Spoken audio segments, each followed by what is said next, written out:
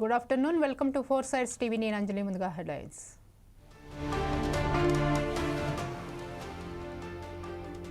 తెలంగాణలో దీక్షా దివస్ వేడుకలు ఉత్సాహంగా పాల్గొంటున్న నేతలు కార్యకర్తలు. తెలంగాణలో జోరందుకున్న పంచాయతీ పోర్ ఏకగ్రీవమైన కొండారెడ్డిపల్లె గ్రామ పంచాయతీ. ఇవాళ్టితో ముగియనున్న iBomma Ravi second with custody మూడో రోజు విచారించనున్న సైబర్ క్రైమ్ పోలీసులు. విశాఖ కేజీహెచ్లో అగ్ని ప్రమాదం, మంటలార్పిన అగ్నిమాపక సిబ్బంది.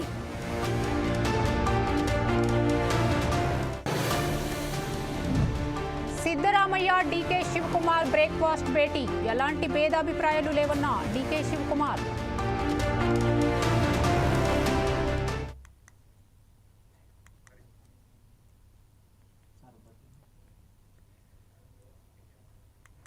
ఇక డీటెయిల్స్లోకి వెళ్తే నైరుతి బంగాళాఖాతం మరియు శ్రీలంక తీరంలో దిత్వా తుఫాన్ ప్రభావం కొనసాగుతుంది. రేపటికి నైరుతి బంగాళాఖాతం నుంచి ఉత్తర తమిళనాడు, పుదుచ్చేరి, దక్షిణ కోస్తా ప్రాంతాలకు చేరే అవకాశం ఉంది. దిత్వా తుఫాన్ ప్రభావంతో ఇప్పటికే శ్రీలంకలో భారీ వర్షాలు పడుతున్నాయి. ఇక తమిళనాడు, పుదుచ్చేరి, ఆంధ్రప్రదేశ్ రాష్ట్రాలకు కూడా దిత్వా తుఫాన్ దెబ్బ భారీగా తగిలే అవకాశాలున్నాయి. పుదుచ్చేరికి దక్షిణ ఆగ్నేయంగా 330 కిలోమీటర్లు, చెన్నైకి దక్షిణంగా 430 కిలోమీటర్ల దూరంతో కేంద్రీకృతమై ఉంది. తుఫాన్ ప్రభావంతో రాగల 24 గంటల్లో దక్షిణ కోస్తాలో నెల్లూరు, రాయలసీమలోను, చిత్తూరు, కడప జిల్లాలో ఆకస్మిక వరదల హెచ్చరికలు జారీ చేశారు.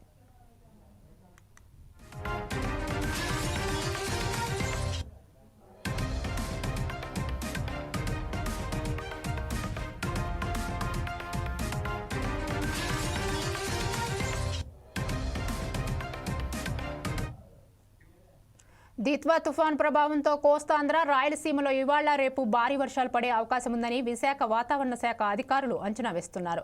దిత్వా తుఫాన్ ప్రభావం ఎక్కువగా తిరుపతి, చిత్తూరు, కడప, నెల్లూరు, ప్రకాశం జిల్లాలో ఉంటుందని వాతావరణ శాఖ అధికారులు తెలిపారు. దీంతో ప్రభుత్వం అప్రమత్తమైంది. ఆయా జిల్లా కలెక్టర్లు కార్యాలయాలు, కంట్రోల్ రూమ్లను ఏర్పాటు చేయాలని ప్రభుత్వం ఆదేశించింది. మత్స్యకారులు సముద్రంలోకి వెళ్లరాదని కోరింది. రైతులు వ్యవసాయ పనుల్లో జాగ్రత్తలు తప్పనిసరిగా పాటించాలని సూచించింది. కోస్తా తీరం వెంబడి ఈదురుగాలులు వీస్తాయని వాతావరణ శాఖ సూచించడంతో ప్రమాదకరమైన హోర్డింగ్స్ వెంటనే తొలగిస్తున్నారు. జిల్లాలో మండల స్థాయిలో కంట్రోల్ రూమ్స్ ఏర్పాటు చేసుకోవాలని, సోమవారం వరకు ప్రజలు అప్రమత్తంగా ఉండాలని ప్రభుత్వం ఆదేశించింది. రైతాంగం వ్యవసాయ పనుల్లో తగిన జాగ్రత్తలు తీసుకోవాలని, తమ పంట ఉత్పత్తులను సురక్షిత ప్రాంతాలకు తరలించుకోవాలని సూచించింది.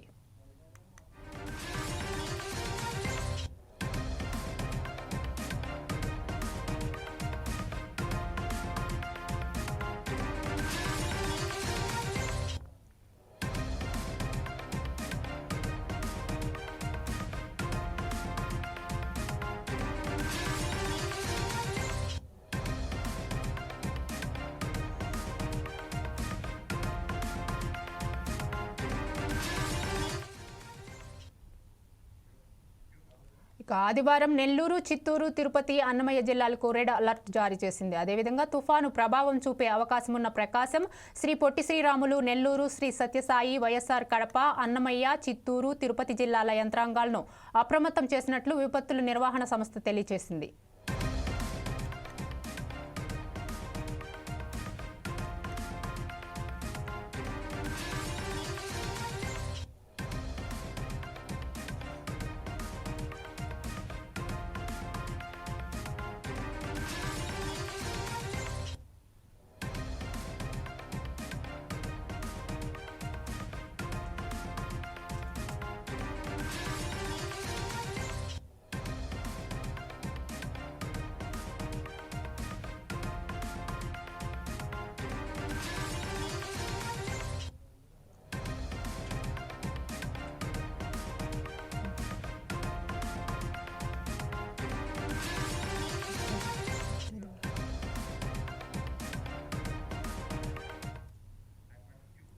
ఇక ఇదే విషయంపై మరింత సమాచారాన్ని సత్యనారాయణ అందిస్తారు. సత్యనారాయణ. రైట్ అంజలి, నైరుతి బంగాళాఖాతంలో వాయుగుండం అయితే కదులుతుంది. దీత్వా తుఫానుగా మారే అవకాశం ఉందని చెప్పేసి దానికైతే నామకరణం చేశారు. ఇటీవల గత 3 రోజులుగా భారీ వర్షాలు అయితే తమిళనాడులో కురుస్తున్నాయి. 6 జిల్లాలకైతే రెడ్ అలర్ట్స్ ని ప్రకటించిన పరిస్థితి అయితే ఉంది. తంజావూరు, తిరువారూరు, మైలాదురై, విల్లాపురం, కడలూరు, కలరుచ్చిలో అదైతే కనుక వర్షాలు అయితే భారీ వర్షాలు కురుస్తున్నాయి. అక్కడ రోడ్లు అయితే జలమైన పరిస్థితి ఉంది. రాకపోకలకు తంజావూరు, తిరువారూరులో పలు గ్రామాలకు అయితే రాకపోకలు కూడా ఏర్పాటు చేస్తే జరిగింది. అలాగే జల దిగ్బంధంలో తూత్తుకూరులోని పలు గ్రామాలు అయితే కనుక జల దిగ్బంధంలో ఉన్నాయని చెప్పుకోవాలి. పుదుచ్చేరి ఈ కరాయి కాలేజీలో విద్యా సంస్థలకు అయితే సెలవులు ప్రకటించడం జరిగింది. ఈ రోజు చూసుకున్నట్లయితే కనుక నెమ్మదిగా బంగాళాఖాతంలో అల్పపీడనంగా మారి కదులుతున్న నైరుతి బంగాళాఖాతంలో కదులుతున్న తుఫాన్ అయితే కనుక ఆ దీత్వా తుఫాన్ అయితే కనుక ఏపీ వైపు దూసుకొస్తుందని చెప్పుకోవాలి. ఏపీలో అయితే కనుక రేపు పుదుచ్చేరి తేలికైతే ఈ దీత్వా తుఫాన్ చేరుకునే పరిస్థితి అయితే కనిపిస్తుందని వాతావరణ శాఖ చెప్పడం జరిగింది. కోస్తా తీరబడి అయితే వారు చెప్తున్న పరిస్థితి అయితే ఉంది. దక్షిణ కోస్తా రాయలసీమకు భారీ వర్ష సూచన ఉందని అయితే చెప్తున్నారు. తెలంగాణలో అయితే తేలికపాటి మోస్తరు వర్షాలు అయితే కురుస్తాయని చెప్తున్నారు. అలాగే నెల్లూరు ప్రాంతంలో అయితే కనుక భారీగా వర్షాలు కురిసే పరిస్థితి అయితే ఉంది. తిరుపతిలో కూడా భారీ వర్షాలు కురిసే పరిస్థితి అయితే ఉంది. కాకినాడ కోస్తా జిల్లాల్లో కూడా మోస్తరు వర్షాలు కురుస్తాయని అయితే తెలుస్తోంది. అల్లూరి, అనకాపల్లి, విజయనగరం, శ్రీకాకుళం, విశాఖపట్నం జిల్లాలో కూడా మోస్తరు వర్షాలు కురిసే అవకాశం ఉందని రేపైతే వాతావరణ శాఖ అయితే ఇప్పటికే తెలియజేసిన పరిస్థితి అయితే ఉంది. అలాగే మత్స్యకారుల్ని, రైతులకి అయితే ఇప్పటికే పలు జాగ్రత్తలు అయితే సూచనలు, సలహాలు చెప్పడం జరిగింది వాతావరణ శాఖ. ఆ సూచనల మేరకు అయితే మత్స్యకారులు వేటకు వెళ్ళొద్దని చెప్పిన పరిస్థితి అయితే. Right, thank you Satyanarayana.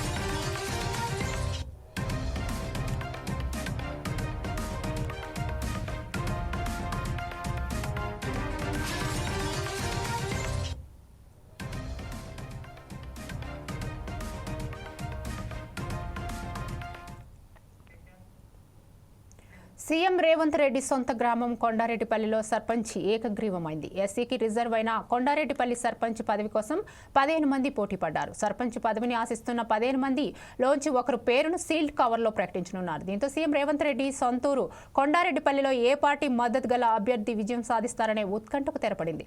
ఈ క్రమంలో గ్రామ పెద్దలంతా కలిసి సర్పంచ్ ఎన్నికను ఏకగ్రీవం చేశారు. ఎన్నిక ఏకగ్రీవమైనప్పటికీ సర్పంచ్ పేరును అధికారికంగా ప్రకటించలేదు.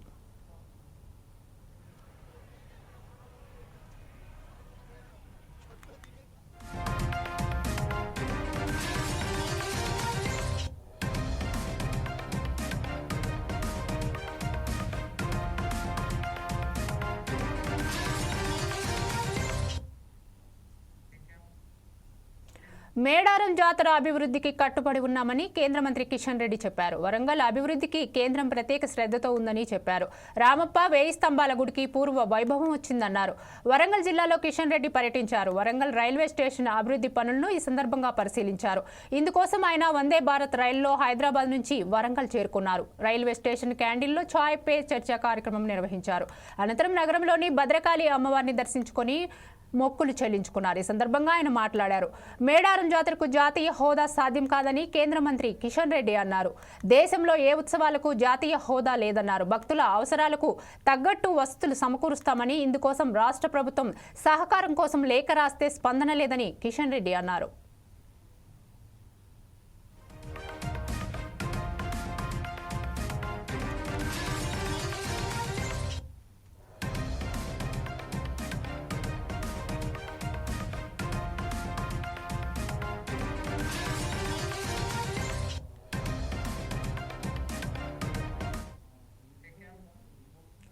దీక్షా దివస్ సందర్భంగా సిద్దిపేటలో అంబేద్కర్ విగ్రహానికి పూలమాల వేసి నివాళులర్పించారు మాజీ మంత్రి Harish Rao. Rural police station నుంచి జిల్లా పార్టీ కార్యాలయం వరకు నిర్వహించిన భారీ బైక్ ర్యాలీలో హరీష్ రావు, బీఆర్ఎస్ శ్రేణులు పాల్గొన్నారు. మార్గం మధ్యలో తెలంగాణ తల్లి విగ్రహానికి, ఆచార్య జయశంకర్ సార్ విగ్రహానికి ఘన నివాళులర్పించారు. ఎమ్మెల్యే క్యాంప్ కార్యాలయం వద్ద దీక్షా దివస్ స్మారక ఫైలాను ఆవిష్కరించారు. రంగదంపల్లి చౌరస్తాలోని అమరవీరుల స్తూపానికి నివాళులర్పించి జిల్లా పార్టీ కార్యాలయానికి చేరుకుంటున్నారు హరీష్ రావు.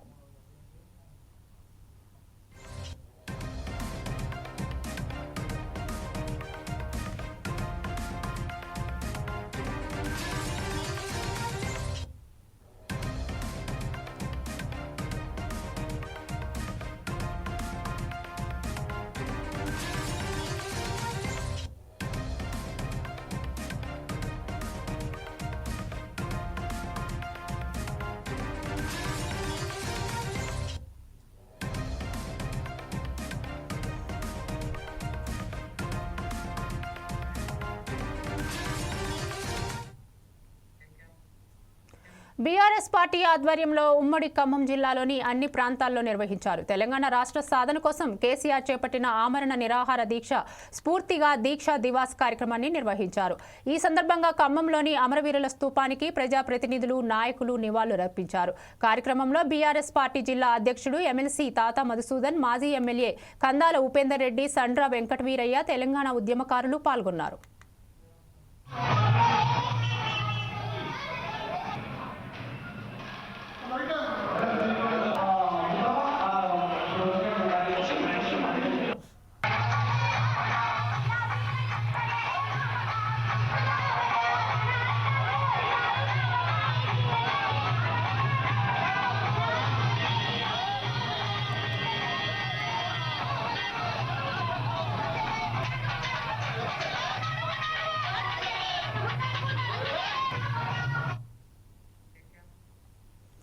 నిర్మల్ జిల్లా తానూరు మండలం కొల్లూరు గ్రామంలో పోలీసుల కమ్యూనిటీ కాంట్రాక్ట్ ప్రోగ్రాం నిర్వహించారు. సరైన పత్రాలు లేని 55 ద్విచక్ర వాహనాలు, 4 ఆటోలు స్వాధీనం చేసుకున్నారు.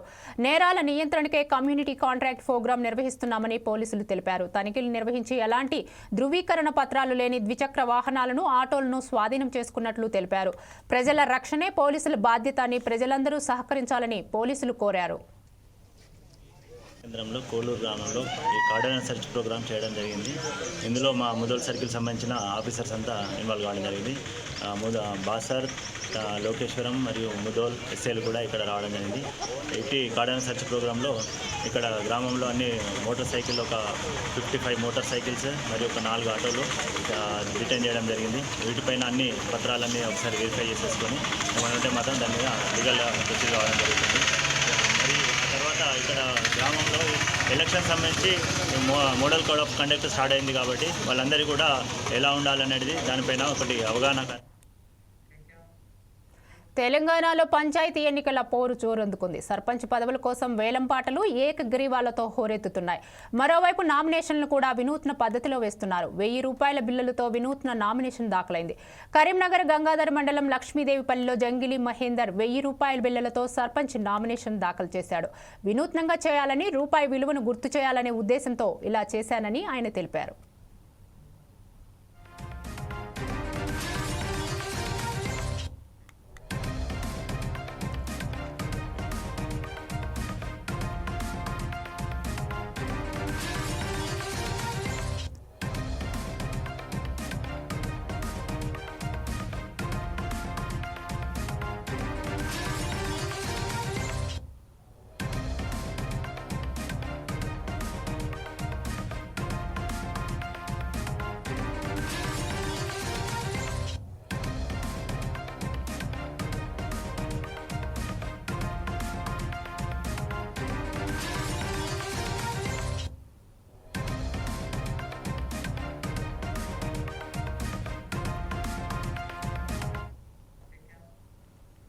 విశాఖలో షాకింగ్ ఘటన వెలుగు చూసింది. నగరంలోని కింగ్ జార్జ్ హాస్పిటల్లో ఈరోజు భారీ అగ్ని ప్రమాదం సంభవించింది. హాస్పిటల్లోని కార్డియాలజీ విభాగంలో ఒక్కసారిగా మంటలు చెలరేగాయి. దీంతో ఫ్లోర్ మొత్తం దట్టమైన పొగలు అలుముకున్నాయి. హాస్పిటల్ సిబ్బంది సమాచారంతో వెంటనే ఘటనా స్థలానికి చేరుకున్న అగ్నిమాపక సిబ్బంది మంటలు ఆర్పారు.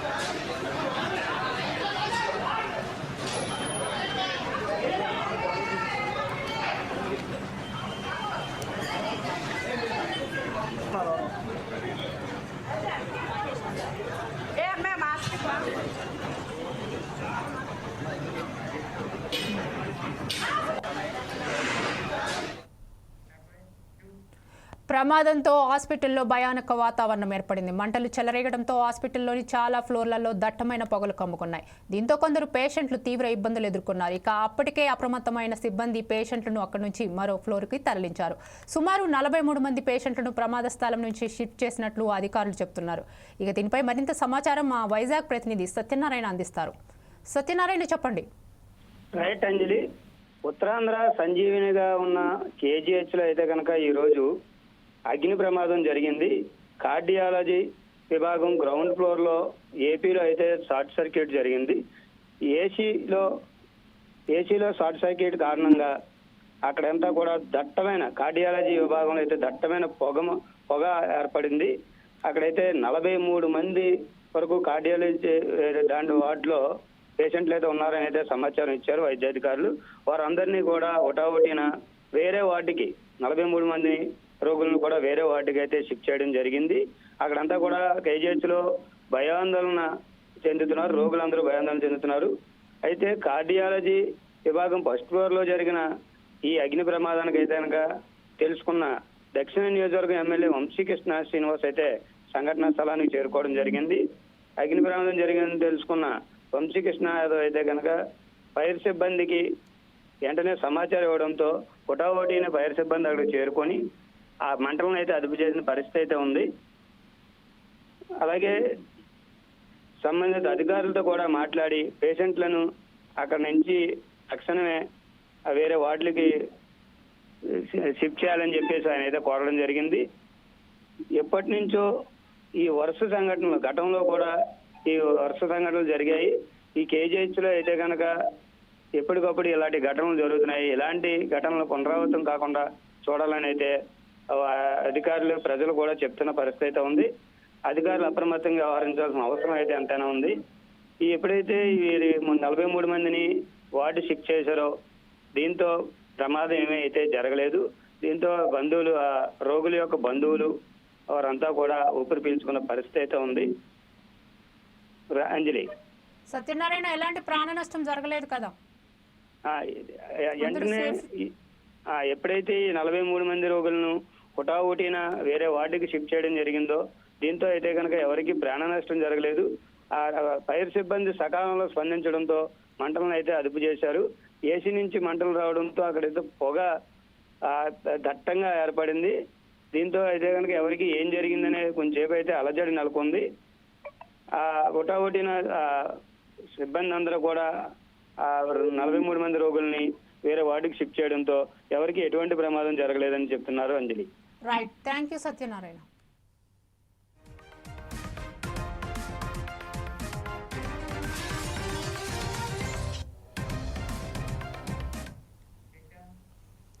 తెలంగాణ పర్యాటక అభివృద్ధి సంస్థ నాగార్జున సాగర్ నుంచి శ్రీశైలం వరకు కృష్ణా నదిలో లాంచీ ప్రయాణాన్ని పునఃప్రారంభించింది.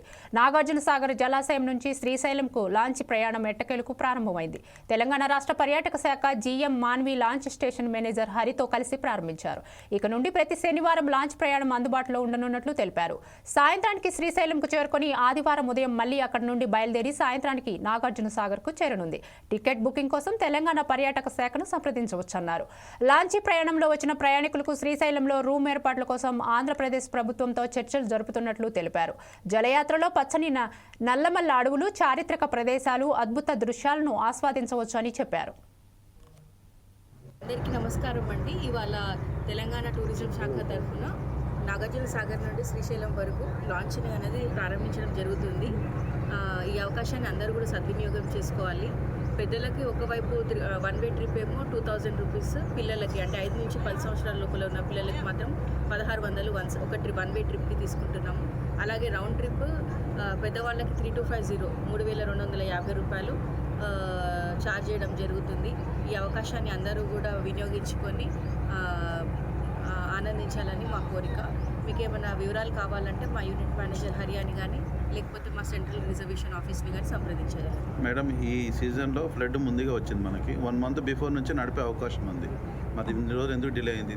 శ్రీశైలంలో చాలా రోజులు డ్యామ్స్ ఎత్తడం వల్ల మన ఏదైతే దింపే పాయింట్ ఉందో కరెక్ట్గా గేట్ల కింద ఉంది. అందువల్ల మనము వాటర్ సేఫ్టీ చూసుకొని మనం నడపాల్సి వచ్చింది. అంటే అందరికీ నమస్కారం. ఇవి updates. Keep watching 4 Sides TV.